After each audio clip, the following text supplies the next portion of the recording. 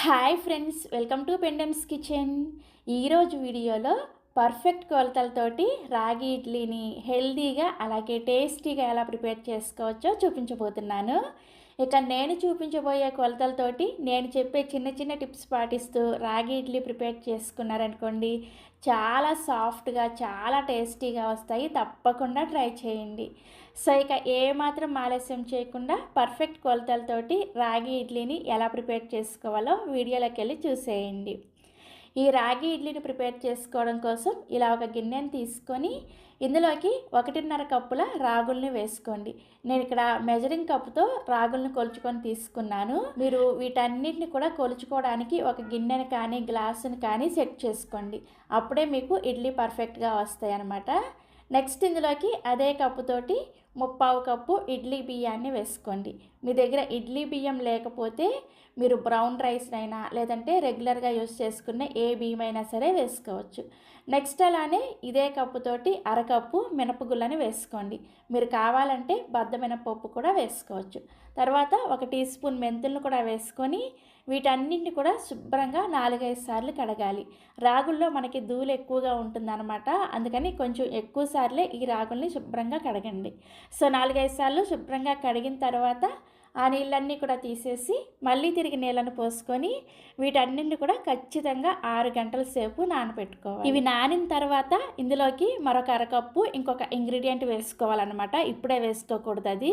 అది వేస్తేనే మీకు ఇడ్లీ అనేది చాలా సాఫ్ట్గా మెత్తగా టేస్టీగా కూడా ఉంటాయి అన్నమాట. సో ఇవి నానబెట్టుకున్న తర్వాత ఏమి వేసుకోవాలో నేను చూపిస్తాను. 6 గంటల తర్వాత మీకు నేను రాగులు నానిన తర్వాత చూపిస్తున్నాను. చూడండి, చక్కగా నానిపోయాయి. ఇప్పుడు ఈ రాగుల్ని మళ్ళీ ఒకసారి శుభ్రంగా కడిగేసి ఆ నీళ్ళన్నీ కూడా తీసేసి ఇప్పుడు ఇందులోకి అదే కప్పుతోటి 1/2 కప్పు లావుగా ఉండే అటుకుల్ని వేసుకోండి. ఖచ్చితంగా ఇలా లావుగా ఉండే అటుకుల్ని వేసుకుంటేనే మీకు ఇడ్లీ పర్ఫెక్ట్గా వస్తాయి. పలచటి అటుకులు వేసుకోకూడదు. సో ఇలా అటుకుల్ని వేసుకున్న తర్వాత మళ్ళీ ఒకసారి శుభ్రంగా కడిగేసి ఆ నీళ్ళన్నీ కూడా తీసేసి మళ్ళీ తిరిగి నీళ్ళను పోసుకొని ఈ అటుకుల్ని రాగులతో పాటుగా ఒక్క 10 నిమిషాల పాటు నానబెట్టుకోండి, సరిపోతుంది. ఎక్కువసేపు ఈ అటుకులు నానబెట్టుకోకూడదు. ఎక్కువసేపు నానబెట్టినా కూడా ఇడ్లీ అంత పర్ఫెక్ట్గా రావన్నమాట. సో 10 నిమిషాల తర్వాత చూసారా అటుకులు చక్కగా నానిపోయాయి కదా. ఇప్పుడు వీటిని గ్రైండ్ చేసుకోవడానికి మిక్సీ జార్లో కానీ లేదంటే గ్రైండర్లో కానీ ఈ నానబెట్టుకున్న పప్పులన్నీ కూడా వేసుకోండి. అందరి దగ్గర గ్రైండర్స్ అవైలబుల్గా ఉండవు కదా, అందుకోసం నేను మిక్సీ జార్లోనే గ్రైండ్ చేసి చూపిస్తాను.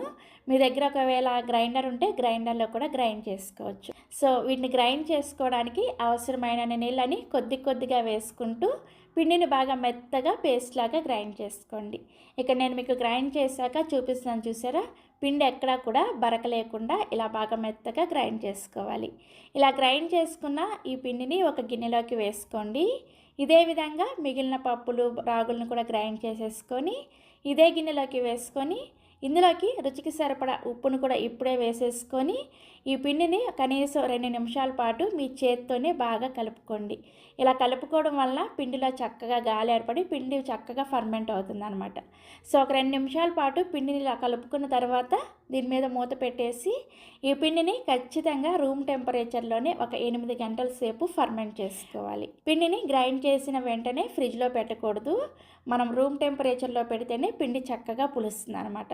సో నేనైతే ఇక్కడ ముందు రోజు నైట్ గ్రైండ్ చేసేసుకొని నెక్స్ట్ డే ఉదయాన్నే మీకు చూపిస్తున్నాను. చూసి పిండి చక్కగా పొంగింది కదా, ఇలా పొంగితేనే మనకి ఇడ్లీ పర్ఫెక్ట్గా వస్తాయి.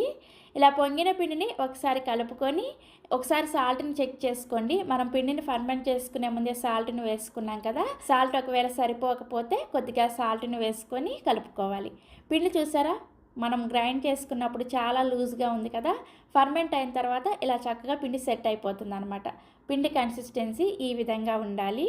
ఇప్పుడు ఇడ్లీ పెట్టుకోవడం కోసం మనం ఇండస్ వ్యాలీ నుంచి తీసుకున్న ఈ ఇడ్లీ ప్లేట్లకి ఒక చుక్క నూనెను వేసుకొని ఈ ఇడ్లీ ప్లేట్లకి అప్లై చేసుకోండి. ఇలా నూనె అప్లై చేసుకోవడం వల్ల ఇడ్లీ మనకి ఉడికిన తర్వాత ప్లేట్కి అతుక్కోకుండా చక్కగా వస్తాయి అనమాట. సో ఇలా నూనెని అప్లై చేసిన తర్వాత మనం ప్రిపేర్ చేసుకున్న ఈ రాగి పిండిని చక్కగా ఇడ్లీ ప్లేట్లలో ఈ విధంగా పెట్టేసుకొని మీకు ఎన్ని ప్లేట్లు కావాలంటే అన్ని ప్లేట్లు పెట్టుకోండి. నేనైతే 2 ప్లేట్లలో ఇడ్లీని పెట్టేసుకున్నాను. ఇడ్లీ పెట్టేసుకొని ఇక్కడ నేను ముందుగానే ఈ ఇండస్ వ్యాలీ నుంచి తీసుకున్న ఈ కడాయిలోకి కొన్ని నీళ్ళను వేసుకొని మరిగించుకుంటున్నాను. నీళ్ళు చూసారా ఇలా చక్కగా బాగా మరుగుతూ ఉండాలన్నమాట. ఇలా నీళ్లు బాగా మరిగేటప్పుడు మాత్రమే ఈ ఇడ్లీ ప్లేట్లను పెట్టుకొని పైన మూత పెట్టేసి ఒక 10 నిమిషాల పాటు హై ఫ్లేమ్లోనే ఉడికించుకోండి. నీళ్ళు సరిగా మరగకుండా ఇడ్లీ ప్లేట్లను పెట్టుకున్నారంటే ఇడ్లీ మీకు పొంగవన్నమాట. అందుకని నీళ్ళు చక్కగా మరిగేటప్పుడే ఇలా ఇడ్లీ ప్లేట్లను పెట్టుకొని ఉడికించుకోవాలి. సో 10 నిమిషాల తర్వాత మూత తీసి మీ చేతిని ఒకసారి నీళ్ళతో తడి చేసుకొని చెక్ చేసుకోండి. మీ చేతికి ఒకవేళ పిండి ఏమీ అతుక్కోవట్లేదు అంటే ఇడ్లీ చక్కగా ఉడికిపోయినట్లే. ఇప్పుడు వెంటనే స్టవ్ ఆఫ్ చేసేసి ఈ కడాయిని తీసుకొచ్చి పక్కన పెట్టేసి ఒక 2 నిమిషాల పాటు ఇడ్లీ సెట్ అయిన తర్వాత ఇడ్లీని చక్కగా ఇలా తడి స్పూన్తో డీమోల్డ్ చేసుకోండి. చూసారా ఇడ్లీ ఎంత సాఫ్ట్గా వచ్చిందో చూస్తేనే అర్థమవుతుంది కదా. ఈ విధంగా అన్ని రాగి ఇడ్లీలను కూడా సర్వింగ్ ప్లేట్లోకి తీసుకొని మీకు నచ్చిన చట్నీతో సర్వ్ చేసుకోండి. నేనైతే పల్లీ చట్నీతో అలాగే ధనియాల కారంతో సర్వ్ చేసుకున్నాను. చాలా చాలా చాలా టేస్టీగా ఉన్నాయి. ఇక నేను మీకు ఒక రాగి ఇడ్లీని తుంచి కూడా చూపిస్తున్నాను చూడండి, ఎంత ఫ్లఫీగా వచ్చిందో మీకు చూస్తేనే అర్థమైపోతుంది కదా. మళ్ళీ నేను ఇక్కడ చెప్పాల్సిన అవసరం కూడా లేదు. చాలా సాఫ్ట్గా వస్తాయి. మీరు ఈ ప్రాసెస్లో చిన్న చిన్న టిప్స్ పాటిస్తూ ఈ రాగి ఇడ్లీని ఒకసారి ట్రై చేసి చూడండి. చక్కగా బూరెల్లాగా పొంగుతూ వస్తాయి. బరువు తగ్గాలనుకునే వాళ్ళకి కానీ, షుగర్ కంట్రోల్లో ఉంచుకోవాలనుకున్న వాళ్ళకి కానీ హెల్తీగా టేస్టీగా బియ్యం లేకుండా జొన్నలతోటి ఇలా క్రిస్పీ దోశల్ని ఎలా వేసుకోవచ్చో చూపించబోతున్నాను. ఈ జొన్న దోశలను వేసుకోవడం కోసం ఇలా ఒక గిన్నెని తీసుకొని అందులోకి 1 కప్పు వరకు జొన్నల్ని వేసుకోండి. మీరు తెల్ల జొన్నలైనా వేసుకోవచ్చు, లేదంటే పచ్చ జొన్నలైనా సరే వేసుకోవచ్చు. ఏవైనా సరే 1 కప్పు వేసుకొని వీటిని శుభ్రంగా 2-3 సార్లు కడిగేసి ఆ నీళ్ళన్నీ కూడా తీసేసి మళ్ళీ తిరిగి నీళ్ళను పోసుకొని ఈ జొన్నల్ని ఖచ్చితంగా 8 గంటల సేపు నానబెట్టుకోవాలి. మనకి జొన్నలు నానడానికి కొంచెం టైం పడుతుంది అనమాట. ఖచ్చితంగా 8 గంటలు అయితే నానబెట్టుకోవాలి. సో నెక్స్ట్ ఇంకొక గిన్నెని తీసుకొని అందులోకి మీరు ఏ కప్పుతో అయితే జొన్నల్ని వేసుకున్నారో అదే కప్పుతోటి 1/2 కప్పు వరకు మినపగుళ్ళని వేసుకోండి. మీరు బద్ద మినపప్పు అయినా సరే వేసుకోవచ్చు.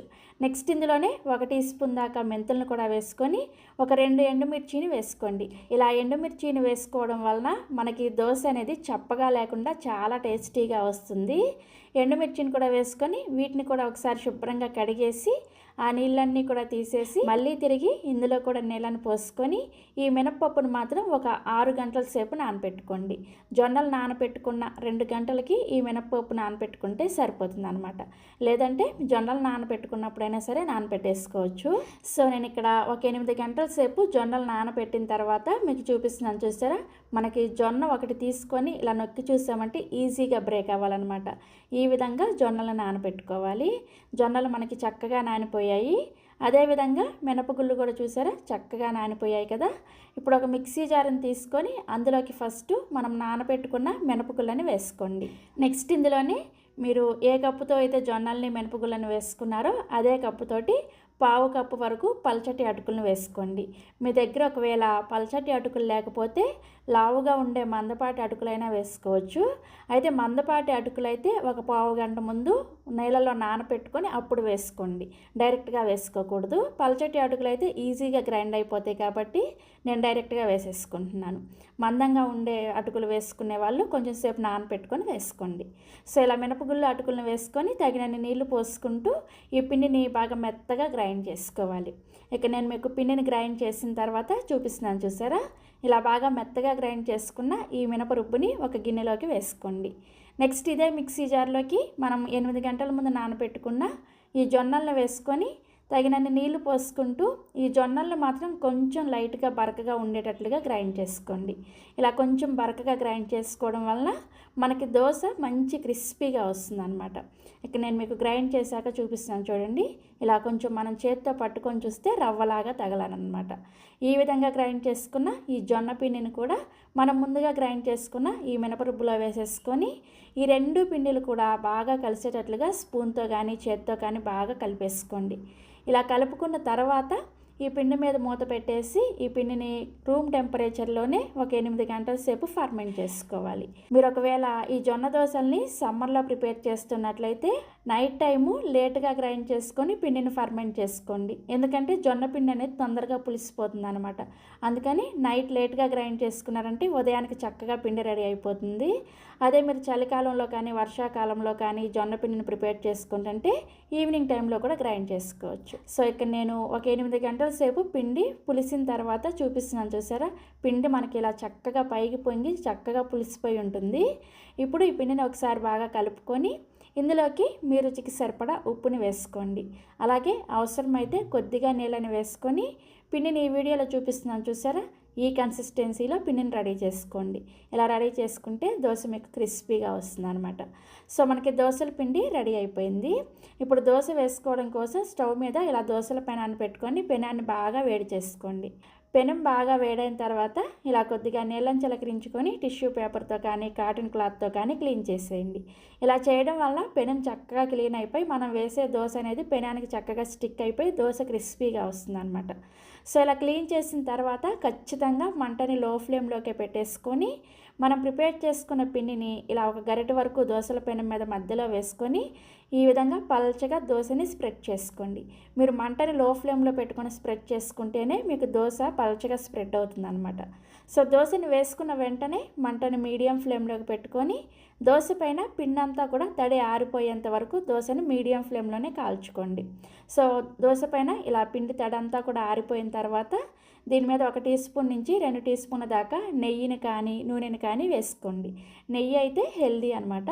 సో ఇలా నెయ్యిని కానీ నూనెని కానీ వేసుకొని ఈ దోశని అన్ని వైపులు కూడా చక్కగా కాలేంత వరకు మీడియం ఫ్లేమ్లోనే కాల్చుకోండి. దోశ ఇలా చక్కగా కాలిన తర్వాత దీన్ని మీరు కావాలంటే రెండో వైపుకి కూడా తిప్పుకొని రెండో వైపు కూడా కొద్దిగా కాల్చుకొని దోశను తీసుకోవచ్చు.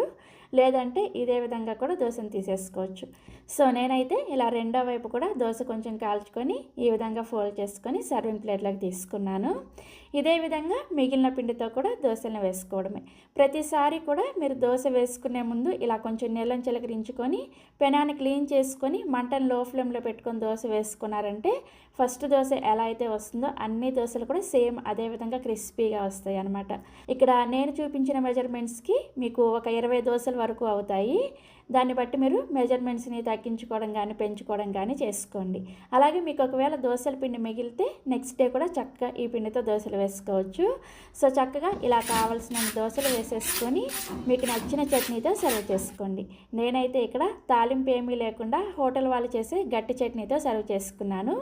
ఈ చట్నీ రెసిపీ కావాలి అంటే ఆల్రెడీ నేను ఇంకొక వీడియోలో చూపించాను. ఆ వీడియో లింక్ని ఈ వీడియో కింద డిస్క్రిప్షన్లో లింక్ ఇస్తాను, చెక్ చేయండి.